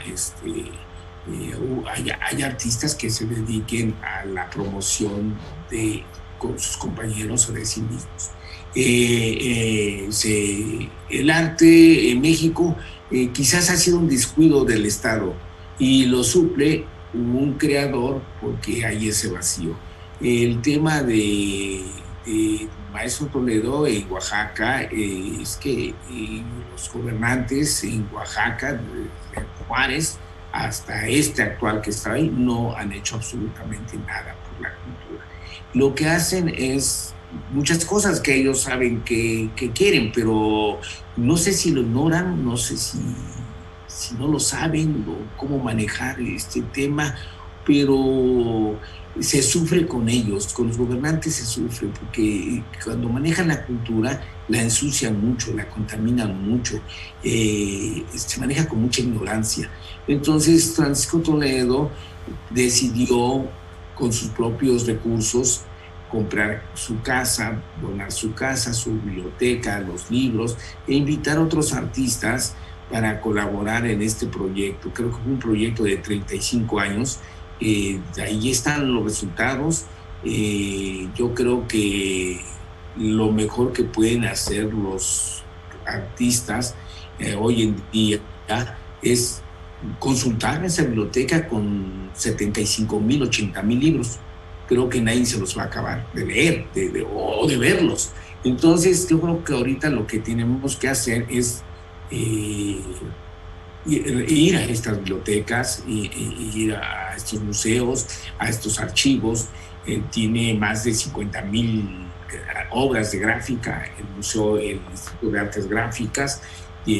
Con la pandemia se frenó poco, pues se apoyaba a las lenguas originarias, mixteco, el zapoteco, y esto, los nuevos creadores, bueno, el más joven, los yopes, pues yo no creo que están preocupados por sobrevivir ellos mismos a sí mismos. Bueno, lo que creo yo que los artistas muy jóvenes tienen que ir a la biblioteca a leer, si no, esos libros ahí se van a empolvar y se van a pegar y fue inútil.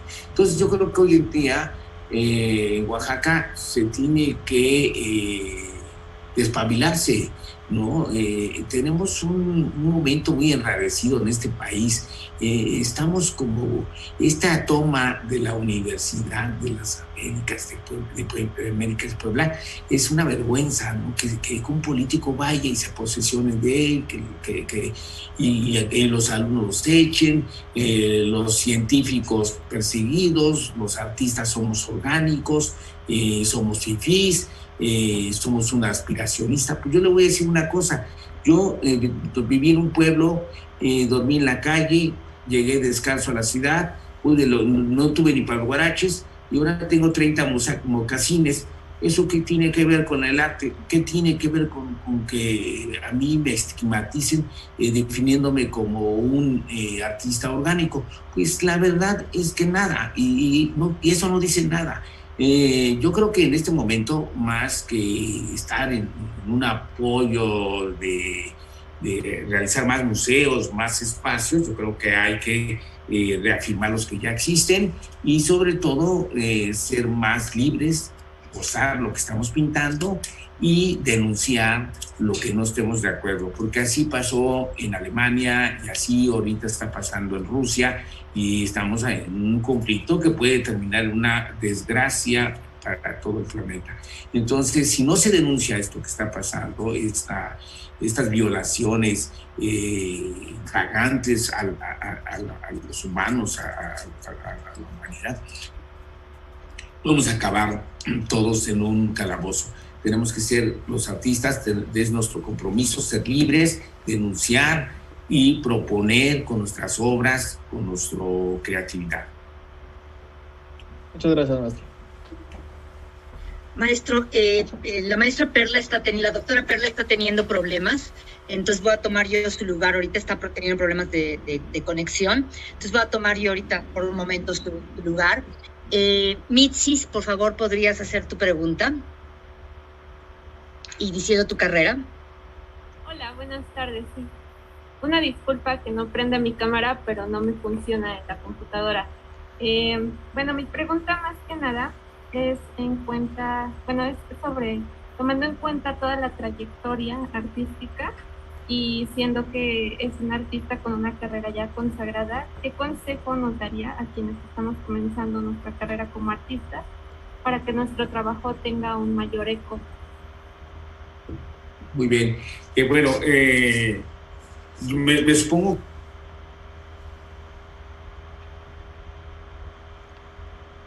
Se apagó su micrófono, maestro, entonces no lo escuchamos. Lo vemos hablar, pero no lo escuchamos. Necesitamos apoyo de la gente con usted, simplemente que le prenda el micrófono de nuevo. ¿Ya me escuchó? No lo escuchamos nada, sí. que ya lo escuchan muy bien. Ya, ¿verdad? Ya. Uy, se me fue el avión. O sea, que ya le pregunto. El consejo que les darías. Sí. Bueno, como siempre, los peores consejos son los que dan consejos. O sea, tenemos que ser en ese sentido, muy claros, que nos hemos embarcado en una aventura en donde estamos solos. No hay nada más soledad que la de un creador. Y pues les aconsejo estar muy solos. Más vale solo que mal acompañado. Creo que todos los que empezamos a pintar tenemos muchas dudas de qué voy a vivir, cómo voy a vivir, qué va a ser de mi trabajo, de mi vida. Esas son preguntas que se agarran todas y se arrumean como las vacas. Todas las noches a rumiar todas esas preguntas y a digerirlas y tener luz sobre la oscuridad. Creo que lo más importante es sobre todo separar esos sentimientos para poderlos ver, y una de las principales es la disciplina. No dejen de dibujar, si dibujan, o de grabar, pero fundamentalmente dibujar. ¿Y qué es lo que hay que dibujar? Bueno, pues en un momento dado la representación de la imagen en un espacio tiene que ver con lo que vivimos, con el gozo de la vida, incluso con lo agridulce de la vida, con la comida, con los sueños. Todos estos elementos son condimentos de la cocina de la pintura. ¿Cómo vivir de la pintura? En el caso actual, pues eso se llama creatividad. Hay que tener mucha creatividad. Mi ejemplo le diría que cuando yo empecé a pintar, yo no sabía que de esto se vivía, pero un día que tuve mucha hambre en el estómago, dije, pues sí, tengo que tratar de vivir de esto. ¿Qué hice? Agarré mis dibujos, los iluminé y me metí a una oficina y les dije que podían regalarlos como Navidad, y me compraron 3 dibujos. Y el siguiente día uno dijo, no los vendas, tráemelos todos a mí, yo los vendo todos, yo te los compro. Y me pagaban 5 pesos, 10 pesos por cada dibujo, pero yo ganaba a la semana 200 pesos en un taller de obrero, y yo con 200 dibujos a la semana, pues yo me ganaba 1,000 pesos. Entonces yo decía, ¿cómo? Pues de aquí soy. Y entonces empecé a incursionar con mucha libertad en mis dibujos, en mis pinturas. Nunca pinté, pero no tenía dinero para pintar.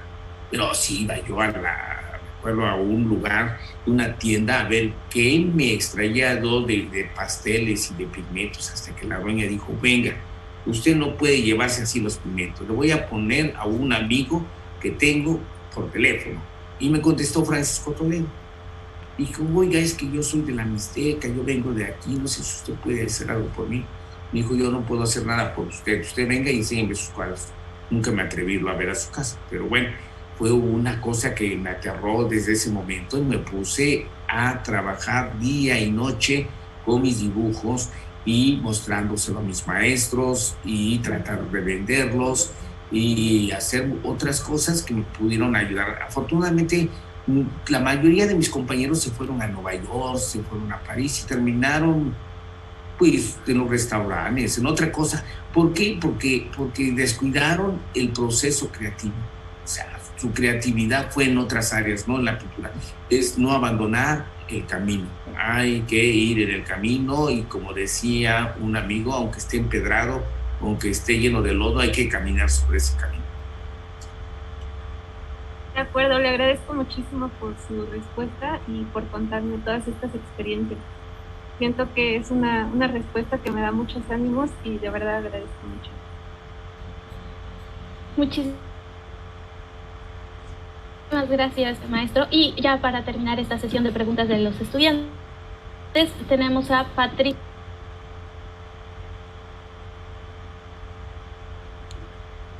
Ay, sí, soy yo. ¿Sí me escuchan? Perdón, es que no tengo muy buen internet. Sí, se te escucha. Sí, adelante. Okay. Bueno, yo soy Patricia Toledo, estoy cursando el 7º semestre de la licenciatura de Artes Plásticas, y mi pregunta es, ¿cómo traslada su práctica hacia lo contemporáneo? No le escuché bien. ¿Cómo usted traslada su práctica hacia lo contemporáneo? Bien. ¿Qué es lo que... Se volvió a apagar el micrófono, maestro. No sé por qué.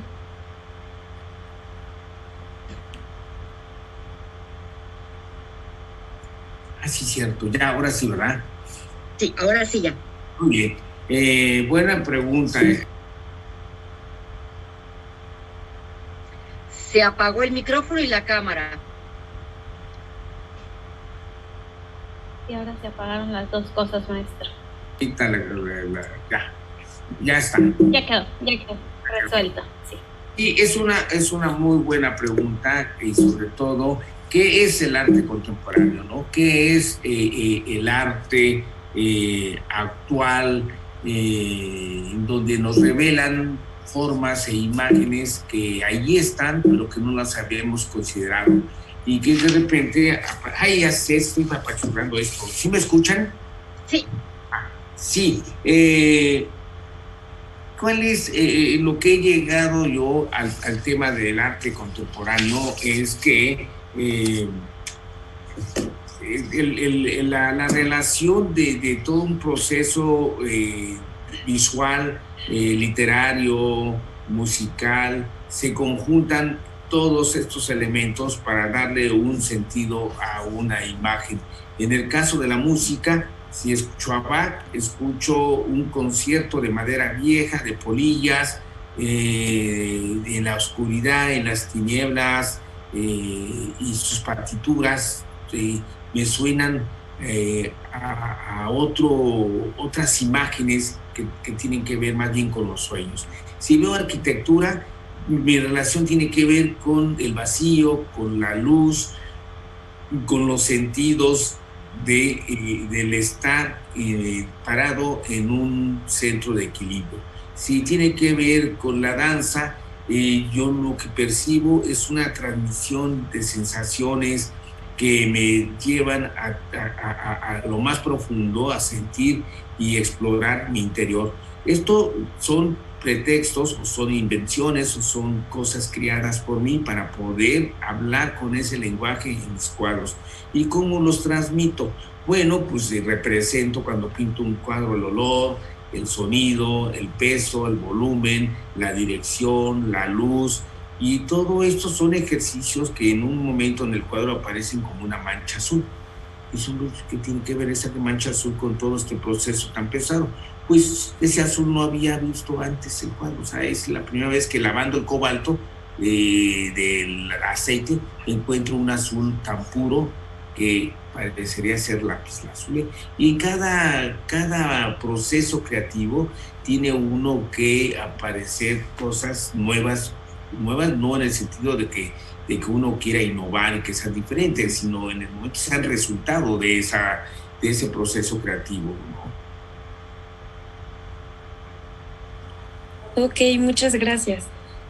Muchas gracias a ustedes. Muchísimas gracias, maestro. La doctora Luisa había pedido la palabra para una... Bien. Las cámaras, hoy el karma que tenemos con cámaras no está muy bueno, maestro. No queremos abusar de su paciencia. Ahí va una pregunta de maestra. Con mucha frecuencia cuando nosotros damos clases de arte, pues nos tenemos que meter con artes que no son la que nosotros practicamos. En mi caso yo soy música, ¿ok?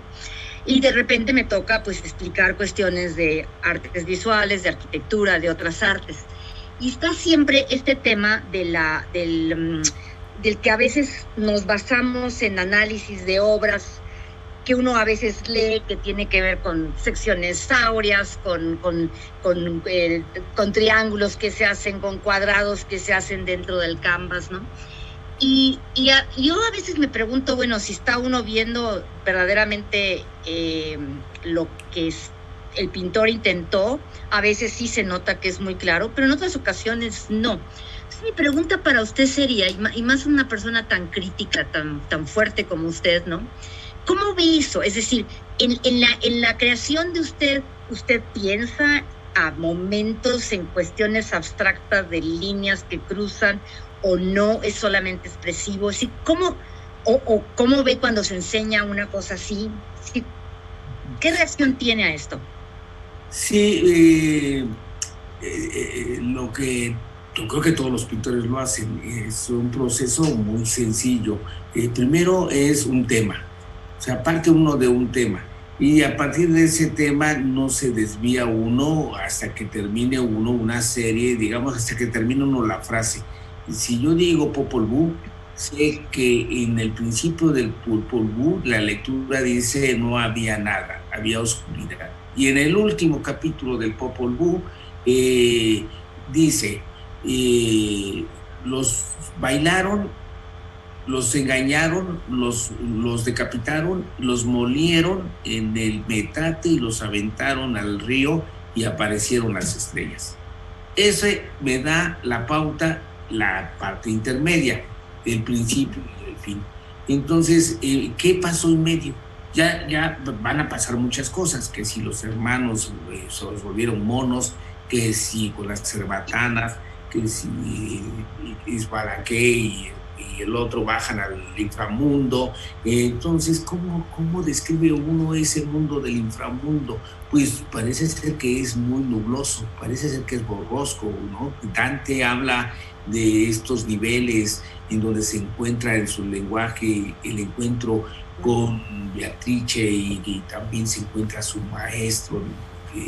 En fin, todo ese proceso que tiene una línea muy delicada, hay que ir como una especie de sensor de sonido que sube y baja, va subiendo y baja.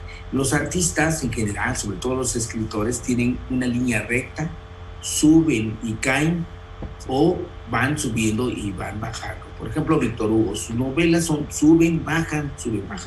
Pero, por ejemplo, hay otro artista, por ejemplo, Baudelaire, va hacia arriba, ¿no? Y poetas también, van subiendo, pero al final caen. Todo lo que sube cae con un peso.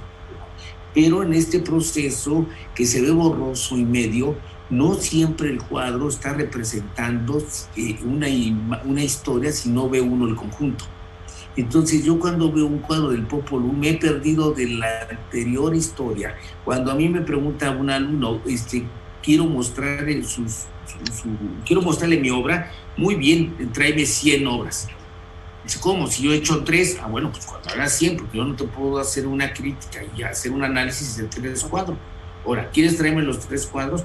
Tráelos y hablamos de esos 3 cuadros como, digamos, en el desayuno, nuestra fruta. Pero falta las enchiladas, falta el atole, falta todo lo demás. Entonces, si no traes todo, no puedo ver y no podemos pasar al siguiente paso. Es brincar siempre, llegar hasta lo más alto y desde ahí podrás subir, si no, nunca vas a despegar. Se tiene que trabajar mucho, es una disciplina terrible. Yo trabajé durante 4 años haciendo un dibujo día y noche, hasta que caía muerto de cansancio. Cuando se lo enseñé al maestro, lo vio y lo destruyó y me dijo, vuelve a empezar. Bueno, tampoco se trataba de eso, pero eso me dio la certeza de que rumiando en la obra, masticándola, la puede uno ver y analizar, y hay que ver mucho, ¿no? Del proceso, del mismo desarrollo de una obra. Muchas gracias. No, muchísimas gracias, porque además sí, uno de los temas que a mí siempre me ha preocupado es eso, no enseñar una sola pieza, una sola obra, porque, digamos, hay que ver un conjunto más grande, ¿no? Para poder ver mejor o escuchar mejor al artista, ¿no? Muchas gracias, maestro, es un honor tenerlo aquí. Muchísimas gracias, maestro. Como comenta la doctora Luisa, es un verdadero honor y un placer tenerlo con nosotros esta tarde, y pues muchas gracias por este espacio de interacción con nuestros estudiantes, que pues tanto nos inspira y tanto nos motiva a seguir adelante. A continuación, cedo la palabra al doctor Moisés Rosas para el cierre de esta maravillosa sesión. Pues me parece que hemos tenido una plática muy interesante desde muchos aspectos. Creo que la historia cultural de Oaxaca que nos presentó el maestro Sergio Hernández es muy interesante, pero además es una forma muy inteligente de vincular biografía e historia. Él nos dijo que no iba a hablar de su obra, y en realidad no lo hizo, pero sí hizo cómo fue su formación cultural e intelectual al preocuparse por Andrés Siniestrosa, al preocuparse si Sergei Einstein fue o no. Es una forma de hablarnos de su biografía, y me pareció el primer punto interesantísima, la forma de presentar una biografía sin hablar de sí mismo, siendo que sí, el que está hablando es el protagonista de una acción cultural tan importante. Eso por un lado. No nos pusimos de acuerdo el maestro Sergio Hernández y yo de qué iba a decir él o qué iba a decir yo al principio, pero yo mencioné la importancia que tiene el patrimonio arqueológico en Oaxaca, la influencia. He tenido también la oportunidad de estar de noche varias veces en Monte Albán, es una cosa fantástica, pero cómo olvidar cuando fui a San José Mogote con Toledo, o lo que yo decía, los colores que tiene la tumba de Xochiquiltongo o Huijazó es impactante, y eso debe haber impactado a mucha gente, muchas generaciones, en términos de la concepción del manejo de los colores. Pero si tan importante es el patrimonio arqueológico, el patrimonio edificado, lo es también el patrimonio tangible o intangible. Las calendas, el chamanismo, las lenguas, la danza, la música, los textiles. Con María Isabel Grañén Porrúa, a través del Museo de Textiles, hicimos hace unos 3-4 años un concurso sobre textiles regionales, y luego hicimos una presentación de todos los textiles en San Pablo, y fue, maestro querido, una cosa impresionante lo que salió, solo moviendo un poco esto. Es decir, el peso de ese patrimonio es enorme, y eso explica también por qué Oaxaca ha traído a tantos creadores del exterior, pero también del interior. Es decir, hay una simbiosis que vimos a través de su plática muy interesante. La riqueza cultural de Oaxaca ha traído por décadas a creadores del primer nivel nacional y mundial, pero al mismo tiempo Oaxaca se ha enriquecido de esos creadores que la han visitado. Varias veces yo me había preguntado, bueno, ¿cómo se originó una vida cultural tan intensa como la de Oaxaca? Y en la plática de usted lo acabamos de ver, si pasó por ahí tantas gentes, eso se sembró, no solo con Andrés Siniestrosa, sino que fue una interacción que a través de su plática tan interesante me explica por qué la vida cultural de Oaxaca ha sido y es tan intensa. Fue una creación doble, la ida y la vuelta. Ellos llegaron a ver ese patrimonio, pero también sembraron y dejaron una semilla. Otro tema que me pareció interesantísimo, que conocí bien, fue, por ejemplo, la relación entre el Tamayo y el maestro Toledo. Pero eso, lo que hay detrás es la importancia, y eso es para reflexión con los alumnos, por supuesto, la importancia que tienen las redes entre los propios creadores. Sí, absolutamente la creación es individual. Sí, la creación es de la soledad, pero los artistas realmente están en relación con los otros artistas. La muy intensa relación que hubo entre el maestro Tamayo y Francisco Toledo nos lo demuestra. Y eso yo creo que es un tema a reflexión siempre de los creadores en formación, la necesidad de tener redes de artistas, aunque la creación sea individual. Y también lo que pasó en Oaxaca, que me pareció muy interesante leerlo a través de la plática, es cómo todos los que llegaban formaban también nuevas generaciones en Oaxaca. También me parece interesantísimo lo que es la creación artística, que tiene que darse de manera individual, de manera con libertad, que ese es un concepto que usted empleó que me parece fantástico. Si ya no estoy convencido, es que la regla básica de todas las disciplinas artísticas es la libertad de creación. Alguien puede decir cómo hacer una novela, cómo hacer la poesía, si la simétrica y la no sé qué, pero no es cierto. El fundamento de la creación artística en todas las disciplinas es la libertad de creación, lo que usted nos dio y que yo creo que para los alumnos debe ser un tema de reflexión muy profundo de cómo es la libertad de creación. Lo que uno quiere expresar se tiene que dar independientemente de cómo se dé el entorno. Y hay otro tema que me pareció muy interesante es como la creación artística hace que no se pierda la pasión individual. Y un caso que citó usted, que es la relación entre el maestro Toledo y Bona, que fue tan sonado, nos muestra cómo un gran creador, como fue Francisco, tenía las pasiones tan humanas como cualquier otro. Es decir, ser creador es no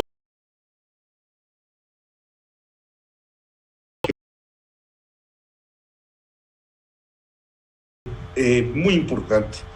A lo largo de su plática tocó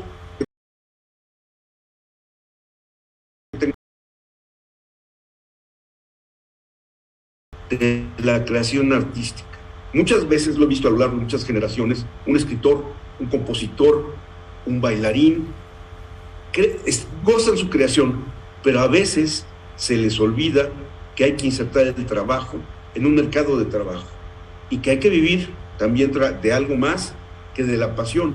Y creo que con lo que usted nos contó de los premios y los concursos, es una anécdota que ilustra la necesidad de cómo sostener materialmente la creación artística. La una sin la otra no funciona. Y creo que también es un tema de reflexión para los alumnos fundamental. Uno puede disfrutar la composición musical, escribir un poemario, hacer las fotografías, pero reproducción material, porque sin la reproducción material no hay creación artística. Entonces me parece que esto que apareció a lo largo de su muy importante. Y dos comentarios de uno, pero el maestro, la vida me dio un privilegio, que fue ser muy cercano a Francisco Toledo. Durante muchos años, 15, 20, fui una vez por mes, una vez cada 2 meses a ver al maestro Toledo, a escucharlo hablar. Y de ahí, a través de él, sentí Oaxaca. Él me decía que yo era el poblano más oaxaqueño que había conocido. Y fue una relación no solo profesional, que no lo fue, sino fue una relación muy personal, que a través de él pude ver lo que es Oaxaca y cómo percibía él el mundo. Y el último comentario, también totalmente personal. Me conmovió la plática en muchos aspectos, la plática porque tiene un toque de humano que a veces no se tiene cuando un creador habla. Tener una plática con un toque humano muy importante en muchos de los aspectos. Y me conmovió cuando habló de Erika Billetter, porque Erika Billetter fue una persona que hizo mucho por el arte mexicano en Europa, que fue muy importante y que casi nadie la conoce en México.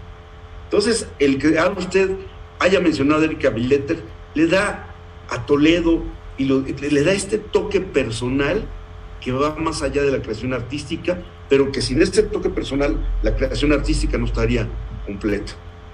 Maestro, muchísimas gracias por la plática. Fue absolutamente apasionante para alguien que está tan cercano también a Oaxaca como lo estoy yo. Muchas gracias. Creo que ha sido notable. Creo que lo oiré varias veces para retomar mucho de lo que el propio maestro Toledo me ha contado, pero de manera fragmentaria. Esta fue una síntesis de la historia cultural oaxaqueña, de una biografía de uno de los grandes creadores de México, como es usted. Muchísimas gracias. Con mucho cariño, y seguramente esta plática marcará, y muchas veces la verán los estudiantes, los profesores tal vez también, por la riqueza y el contenido que tiene. Muchísimas gracias, Sergio. Muchas gracias a ustedes. Gracias, Moisés.